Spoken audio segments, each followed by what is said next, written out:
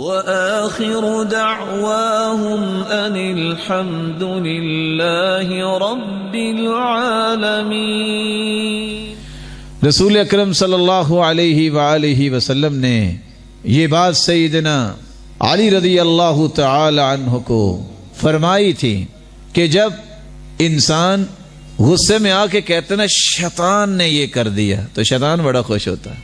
اس وقت کیا کہنا چاہیے؟ اعوذ باللہ، بسم اللہ، اللہ کا نام لے لیں گے، اس کی پناہ لے لیں گے تو تصاغر حتی یکون مثل الذباب، شیطان اس طرح سکڑنے لگ جاتا ہے بسم اللہ پڑھنے سے، یہاں تک کہ مکھی جتنا بن جاتا ہے۔ کتنا بن جاتا ہے؟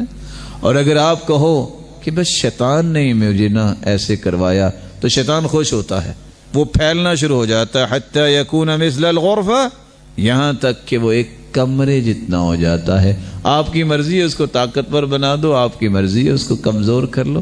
سنن ابی داؤد کی روایت 4982۔